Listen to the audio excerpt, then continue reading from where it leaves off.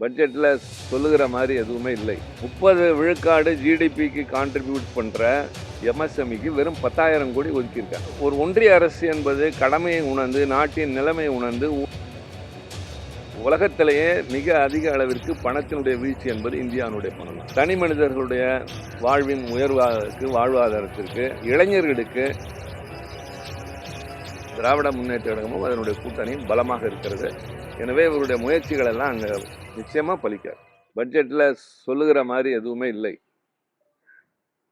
1.5 மணி நேரம் நாங்களும் காத்திருந்தோம். ஏதாவது பாராட்டத்தக்க அளவில் அல்லது பரவசப்படத்தக்க அளவில் எதிர்பார்த்த அளவிற்கு என்று பார்த்தோம், எதுவுமே இல்லை. அறிவித்தவைகள் எதுவுமே சாதாரண மக்களுக்கு பலன் தருவதாக இல்லை. இப்பொழுது வேக ரயில்களை பற்றி அவர் சொல்லியிருக்கிறார். அது கூட பார்ப்பீர்களானால் சென்னையிலிருந்து ஹைதராபாத்திலிருந்து சென்னை என்று சொல்கிறார். ஆக ஆந்திராவை சரியாக வைத்திருக்கிறார்கள். இந்த ரயில்கள் நடைமுறைக்கு வருவதற்கு குறைஞ்சது 5-6 வருடங்களுக்கு மேலாகும். காரணம், அதற்கு மோர் லைன்ஸ் வி நீட். இப்போ இருக்கிறதுக்கே இப்போ வந்தே பாரத் 120 கிலோமீட்டர் போகலான்னு சொல்கிறாங்களே தவிர 74 கிலோமீட்டர் தான் அது போகுது ஸ்பீடு. ரொம்ப நாளாகவே இருக்கிற ஒரு கோரிக்கை குட்ஸ் ட்ரெயினோட ஸ்பீடை கொஞ்சம் கூட்டினாலே சற்றேறக்குறைய 10,000 கோடிக்கு மேலே வருமானம் வரும்னு சொல்கிறாங்க. அது மாதிரியெல்லாம் ஒரு ஆக்கப்பூர்வமான கவனம் எதுவுமே செலுத்தலை. புது ரயில், அதாவது கவர்ச்சிகரமான அறிவிப்புகள் அப்படிங்கிற மாதிரி சொல்லியிருக்கிறது. அப்புறம் இந்த ரேர் எர்த் மினரல்ஸ்ன்னு சொல்கிறாங்க. தமிழ்நாட்டில் ஒரு பெரிய காரிடார் வைப்போன்னு. ஏற்கனவே கன்னியாகுமரியில் தான் ஜாஸ்தி இருக்குது. அது தோரியத்தோட ஒரு மூலப்பொருள் இருக்குது.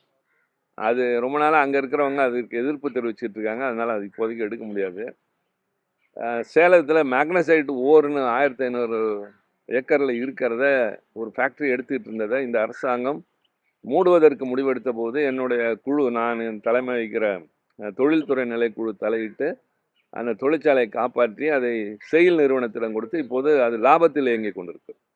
அது டெலிபரேட்லி அதை தெரிந்தே வேண்டுமென்று அதை நஷ்டத்தில் இயங்க விட்டு மூடுவதற்கு, அதாவது இது மாதிரி பொதுத்துறை நிறுவனங்களுக்கெல்லாம் சொத்து அதிகமாக இருக்கும். அதனுடைய நிகர வருமானம் மற்றதற்கெல்லாம் உற்பத்திக்கு அப்பாற்பட்டு சொத்துக்கள் ஏராளமான கோடி ரூபாய்க்கு இருக்கின்றது. 1500 ஏக்கர் நிலம் மையப்பகுதியில் என்று சொல்கிற போது அதனுடைய மதிப்பீட்டை பார்த்து கொள்ளுங்கள். இப்பொழுது கூட ஜார்க்கண்டில் ஹெவி என்ஜினியரிங் கார்பரேஷன் என்று ஒன்று இருக்கிறது. சற்றேறக்குறைய மூடும் தருவாய். அதை இப்பொழுது காப்பாற்றுகிற முயற்சியில் எங்களுடைய குழு ஈடுபட்டு இருக்கிறது. இதெல்லாம் மேக் இன் இந்தியா என்று சொல்கிறார்களே தவிர அரசினுடைய பொதுத்துறை நிறுவனங்களை பலப்படுத்த எந்த முயற்சியும் எடுப்பதில்லை. மாறாக தனியார் துறைகளை ஊக்கப்படுத்துவதில் இந்த அரசாங்கம் முழு முனைப்போடு எல்லாவற்றிலும் நிற்கின்றது. ஏற்கனவே அதானிக்கெல்லாம் நிறைய இடங்கள் கொடுத்துருக்கிறார்கள், லேண்ட் பார்சல்ஸ். இந்த அரசாங்கத்துக்குன்னு உள்ளதெல்லாம் எடுத்து கொடுத்து அவங்கள ஊக்கப்படுத்துறது மாதிரி பொதுத்துறை நிறுவனங்களை பலவீனப்படுத்துவது. மிக முக்கியமாக இந்த சிறு குறு தொழில் ரொம்ப முக்கியமாக எல்லாரும் கவனிக்க வேண்டியது. இந்தியாவை பொறுத்தவரை ஏன் பல நாடுகள், சீனா, அமெரிக்காவில் கூட எம்எஸ்எம்இங்கிறத ரொம்ப ஊக்கப்படுத்துகிறாங்க. இப்போ சந்திராயன் 3 வெற்றி பெற்றுச்சுன்னா அதனுடைய காம்போனன்ட்ஸில் நிறைய எம்எஸ்எம்இ செய்தது தான். அந்த எம்எஸ்எம்இயோட கான்ட்ரிபியூஷன் டு ஜிடிபி 30%, 30.1%. நம்மளுடைய மொத்த ஜிடிபிங்கிறது சற்றேறக்குறைய அதாவது உண்மை, அதாவது எதிர்பார்ப்பது 300, ஆனால் வருவது நிஜமான ஜிடிபிங்கிறது 200 சொச்சம் கோடி. அதில் 30 விழுக்காடுனா எவ்வளோன்னு பார்த்துக்கோங்க. அதே மாதிரி எக்ஸ்போர்ட்ஸில் 45 விழுக்காடு எம்எஸ்எம்இயோடது. வேலை வாய்ப்பு விவசாயத்துக்கு அடுத்து தரது எம்எஸ்எம்இ. அதுக்கு 10,000 கோடி ஒதுக்கியிருக்காங்க. 30 விழுக்காடு ஜிடிபிக்கு கான்ட்ரிபியூட் பண்ணுற எம்எஸ்எம்இக்கு வெறும் 10,000 கோடி ஒதுக்கியிருக்காங்க. ஏற்கனவே வெறும் 20,000-28,000 கோடி வச்சுட்டு வேலை செய்கிறாங்க. இப்போ பிஎம்இஜிபின்னு ஒரு ஸ்கீம் இருக்குது, prime minister employment generation programme. இந்தியாவில் ஒரு மிகப்பெரிய பிரச்சனை வேலையில்லா திண்டாட்டம்.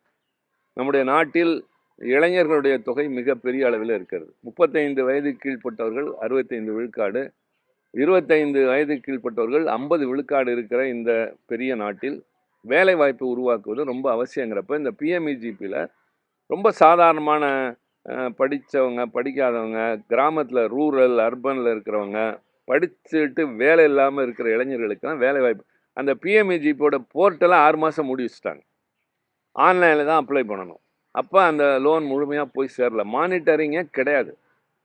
ஆக இவங்க எதோ கான்சென்ட்ரேட் பண்ணிட்டு எல்லாம் ஒரு ரோசி பிக்சராக தராங்களே தவிர நடைமுறையில் எந்த வகையான ஒரு பலன்பாடும் இல்லை. இப்போ தமிழ்நாடு வந்து எல்லா வகையிலும் அவுட்ஸ்டாண்டிங்காக இருக்கும். எங்களுக்கு தர வேண்டியது எதையுமே தர மாட்டேங்கிறாங்க. முக்கியமாக இப்போ நிதிக்குழுவினுடைய பரிந்துரை 16வது நிதிக்குழுவின் அறிக்கை இன்னைக்கு வச்சிருக்கிறாங்க. இது நாள் வரை 15 இருந்துச்சு. 14வது நிதிக்குழுவோட பரிந்துரை வந்து 42 விழுக்காடு. மத்திய அரசு ஒன்றிய அரசினுடைய வரி வருவாயில் 42 விழுக்காடு தரணும். ஆனால் 15வது நிதிக்குழு 41 ஆக்குது. ஏன் அந்த ஒரு விழுக்காடு குறைச்சாங்க அப்படின்னா, ஜம்மு காஷ்மீரை வந்து யூனியன் டெரிட்டரி ஆக்கிறதுக்கு அந்த ஒரு விழுக்காடு. எப்படி பாருங்க, யார் பணத்தை எடுத்து யாருக்கு செலவழிக்கிறது, அது பண்ணிட்டாங்களான்னா அதுவும் இல்லை. 5 ஆண்டுகள் என்று இருந்த அந்த நிதி குழுவினுடைய அறிக்கை என்பது ஒரு விழுக்காடு மாநிலங்களுக்கு போனது எடுத்து ஜம்மு காஷ்மீருக்குன்னு சொன்னாங்க. அது வளப்படுத்துவார். இப்போ அதே 41. ஆனால் உண்மையில் தருவது சரியாக சொல்லணும்னா 33.16. இதுதான் வந்து இவங்க வரி பங்கீடு தருவது, நம்மள்கிட்டேருந்து வாங்குற அளவுக்கு திருப்பி தருவதில்லை.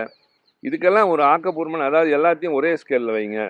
இந்த மாதிரி எப்படி டேக்ஸ் டெவல்யூஷன் பண்ணுறீங்கன்னா அதுக்கு பெராமீட்டர் இருக்குது. பாப்புலேஷன், ஏரியா, டெமோக்ராஃபி, அப்புறம் உற்பத்தி அப்படின்லாம் இருக்குது. அந்த அடிப்படையிலலாம் பார்த்து நல்லா பெர்ஃபார்ம் பண்ணுற ஸ்டேட்ஸுக்கு நியாயமாக கொடுக்க வேண்டியது. நாங்கள் ஒன்றும் அதிகமாக எங்களுக்கு அள்ளி கொடுக்கலாம் சொல்ல. இப்போ யூபிக்கும் பீகாருக்கும் அவங்க எல்லை மீறி தராங்க. அது மாதிரி இல்லாமல் தமிழ்நாட்டுக்கு தர வேண்டியது இன்றைக்கு கூட காலையில் முதலமைச்சர் தளபதி மு க ஸ்டாலின் அவர்கள் ஒரு அறிக்கை கொடுத்துருந்தாரு. ஜல்ஜீவன் மிஷன் வந்து நாங்கள் ரொம்ப சிறப்பாக செயல்படுத்திட்டு இருக்கோம், அதுக்கு தர வேண்டியதை கொடுங்க. இந்த சமக்கர சிக்ஷா பணத்தை நிறுத்தி வச்சிருக்கிறத கொடுங்க. இந்த மன்னரேகான்றதை ஒழிச்சே விட்டாங்க. அது வந்து கிராமத்தில் இருக்க சாதாரண விவசாய கூலி தொழிலாளர்களுக்காக உருவாக்கப்பட்டது. காந்தி பேரையும் காணா, அந்த திட்டத்தையும் காணா, நடைமுறை அதெல்லாம் ஒன்றுமே குறிப்பிடலை.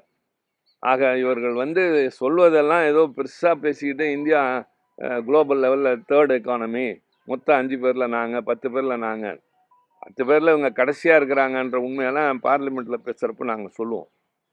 எந்த அளவுக்கு இந்தியாவுடைய தனிநபர் வருமானம் இருக்குது, எந்த அளவுக்கு உற்பத்தி இருக்குது, எந்த அளவுக்கு வேலை வாய்ப்பு இருக்குது. அதிகமான இளைஞர்கள் இருக்கிற இந்த நாட்டில் வேலை வாய்ப்பு இல்லைன்னா அவங்களுடைய செயல்பாடுகளும் நிலைமைகளும் எப்படி மாறும்? அவங்களோட அதாவது ஒரு idle mind is the workshop of ஆஃப் சேட்டன்ங்கிற மாதிரி படித்து விட்டு வேலை இல்லாதவர்களோ அல்லது தகுதி இருந்து வேலை இல்லாதவர்களோ, படிப்புக்கு தகுந்த வேலை கிடையாது. இங்கே ஹையர் எஜுகேஷன் அதில் வந்து கூடியிருக்கு, ஆனால் அதுக்கு தகுந்த வேலை வாய்ப்புகள் இல்லாத நிலைமை, வேலை வாய்ப்புக்கு திண்டாடிக்கிட்டு இருக்காங்க.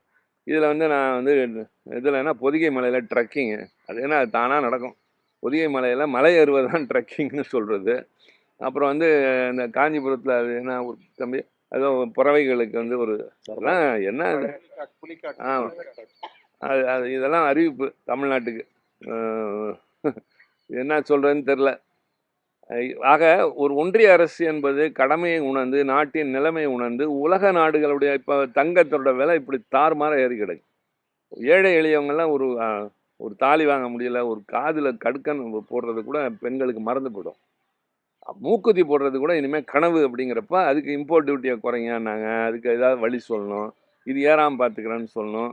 அபவ் ஆல் இன்றைக்கு உலகத்திலேயே மிக அதிக அளவிற்கு பணத்தினுடைய வீழ்ச்சி என்பது இந்தியாவுடைய பணம் தான். 92 rupees per dollar. எங்கே இருந்துச்சு 60, 62ன்னு இருந்ததே கூடன்னு சொல்லியிருந்தாங்க. 92 ரூபா ஆயிடுச்சு. ஆக அதை சரி பண்ணாத வரைக்கும் உங்களுக்கு எந்த பணவீக்கம் குறையாது, விலைவாசி குறையாது, எல்லாம் கூடிக்கிட்டு தான் போகும். நீங்கள் வெளியிலேருந்து இறக்குமதி பண்ணுற தங்கத்துக்கு you have to pay in dollars. அந்த மாதிரி தான் பண்ணும். ரூபா கொடுத்தீங்கன்னா வாங்க மாட்டான். இந்த மாதிரி இருக்கிற நிலைமையில அதை உருவாக்குவதற்கு, அதை சரி செய்வதற்கு ஏழை எளிய மக்களை கவனம் செலுத்துகின்ற அளவிற்கு, தனி மனிதர்களுடைய வாழ்வின் உயர்வாக்கு, வாழ்வாதாரத்திற்கு, இளைஞர்களுக்கு இந்த பட்ஜெட்டில் என்ன இருக்குன்னு பார்த்தீங்கன்னா நத்திங் நத்திங் நத்திங். தமிழ்நாடு மீண்டும் வஞ்சிக்கப்பட்டிருக்கு. எதிர்பார்ப்பு தான் கேட்குறோம். நியாயத்தமாக எங்களுக்கு தர வேண்டியதை முதலமைச்சர் ரொம்ப காலையில் ரொம்ப எதிர்பார்ப்போடு சொல்கிறோம். தேர்தல் வரதை வச்சுட்டா அவங்க தேர்தலையும் வச்சுக்க மாட்டாங்க. ஏதோ ஒரு கனவு உலகத்தில் இருந்துகிட்டு இருக்காங்க. அதை பற்றி இல்லை, நாங்கள் எங்களுடைய ஆட்சி நிர்வாகம் தமிழ்நாட்டை பொறுத்த வரைக்கும் சிறப்பாக இருக்கிறதுனால சமாளிச்சுக்கிட்டு இருக்கோம். ஆனால் இது முறையா என்றால் ஏற்புடையதல்ல அப்படிங்கிறது தான் நடுநிலையாளர்கள் சொல்லக்கூடிய கருத்தார். அவையில படிச்சதை தாண்டி ஃபுல் பட்ஜெட்டும் உங்களுக்கு கையில குடுத்திருப்பாங்க. அதுல ஏதேனும் ஸ்பெசிஃபிக்கான விஷயங்கள் குறிப்பிடப்பட்டிருக்கா? அதுக்கு அவையில படிச்சது தான் எங்கள்ட்ட இருக்கு. 16th ஃபைனான்ஸ் கமிஷனோட ரிப்போர்ட் கைக்கு வந்திருக்கு. இன்னைக்கு வந்திருக்கு. அதுலயும் மறுபடியும் 41 விழுக்காடு தான். டாக்ஸ் டெவல்யூஷன் சென்ட்ரல் டாக்ஸஸ்ல அது எங்க சென்ட்ரல் டாக்ஸஸ் எங்க வானத்துலேருந்து வருது, நம்ம வசூல் பண்ணி தர்றது தான் சென்ட்ரல் டாக்ஸஸ். அதிலிருந்து நமக்கு தர்றதுலயே அவங்க கொஞ்சம் வச்சுக்கிட்டு தான் 41 தராங்க. தரணும். ஆனால் நமக்கு நியாயமா சொல்றேன், நான் டெல்லிங் தி எக்ஸாக்ட் ஸ்டாட்டிஸ்டிக்ஸ் 33.16. அதனால இப்படி பண்றது இல்லாம இன்னும் தமிழ்நாட்டுக்கு என்னென்ன வஞ்சனை பண்ணாங்கன்னு எங்கள்கிட்ட நிறைய இருக்கு. இதெல்லாம் இப்போ உடனே இங்க சொல்ல முடியாது. நாளைக்கு அங்க பேசுறப்போ நிச்சயமா சொல்லுவேன். இப்ப எலக்ஷன் வரக்கூடிய நேரத்துல இன்னும் 2 மாசத்துல கூட இல்ல எலக்ஷனுக்கு வரும் பொழுது கூட பட்ஜெட்ல இப்படியான அறிவிப்புகள் வராம இருக்கிறது எதை காட்டுதுன்னு நம்ம எடுத்துக்கலாம்? அவங்களுக்கு கொடுத்தாலும் கொடுக்கலனாலும் சொன்னாலும் சொல்லனாலும் தமிழ்நாட்டில் அவங்களோட நிலைமை என்னன்னு தெரியும். எவ்வளோ போராடினாலும் ஒன்றும் வர முடியாதுன்னு தெரியும். தமிழ்நாட்டை பொறுத்தவரை ஸ்டெப் மதர் ஆட்டிடியூடுங்கிறது ரொம்ப காலமாக தொடர்றது, தொடர்ந்துகிட்டு இருக்கு. We are not bothered. எங்கள் தலைவர் சொல்கிற மாதிரி we are out of control of Delhi. அவர் திறமையான ஒரு முதலமைச்சராக தமிழ்நாட்டுக்கு தேவையானதை நாங்கள் பண்ணிக்கிட்டு இருக்கோம். அதனால் அவங்க இதை மனசில் வச்சு அதை மனசில் வச்சுங்கிறதுலாம் கூட ரெண்டாவது. ஆனால் ஒரு அரசாங்கம், ஒன்றியத்தில் இருக்கிற அரசாங்கம் மாநிலங்களை எப்படி நடத்தணும், பொருளாதாரத்தை எப்படி ஒசத்தணும், ஏழை எளியவர்களுடைய வாழ்வை எப்படி வளப்படுத்தணும் அப்படின்றதுல கவனம் செலுத்துறதுக்கு தான் ஒரு அரசாங்கம். அதை விட்டுட்டு பெரிய கணக்கு அது இதுன்னு புரியாததெல்லாம், மக்களுக்கு புரியாததெல்லாம் சொன்னால் புரியும், எங்களுக்கு புரியும், சிலருக்கு புரியும். ஆனால் அதில் பயன் ஒன்றும் இல்லை என்பதுதான் ஒட்டுமொத்தமான அவுட்கம். பொதுவாகவே தேர்தல் நேரத்துல மத்திய அரசு ஒரு பட்ஜெட்டை தாக்கல் பண்ணா தேர்தலை கருத்துல கொண்டு பல்வேறு திட்டங்கள் அந்தந்த மாநிலங்களுக்கு அதிக நிதி ஒதுக்கீடு செய்யப்படுவதெல்லாம் வழக்கமான ஒன்று. கடந்த முறை பீகார் எலெக்ஷன்ல நடந்த போது கூட அந்த மாதிரி தான் மத்திய அரசு பட்ஜெட் வந்து தயாரிக்கப்பட்டிருந்தது. ஆனால் இப்போ 5 மாநில தேர்தல் நடைபெற இருக்கிறது. நீங்க சொல்றது படி பார்த்தா முக்கியமான எந்த திட்டங்களையும் வந்து மத்திய அரசு செயல்படுத்தல. அதாவது பீகார்லயோ குற்றம் சாட்ட முடியாத ஒரு நிலை நீங்க சொல்ற பீகார்லயோ ஆந்திர பிரதேசில் அவங்க கூட்டணி அமைச்சதுனால அங்கே ஜெயிப்போன்ற நம்பிக்கை அவங்களுக்கு இருந்தது, எதிர்பார்ப்பு இருந்தது. இந்த 5லையும் வரமாட்டோம்னு தெரியும், அதனால அவங்க சொல்றாங்க.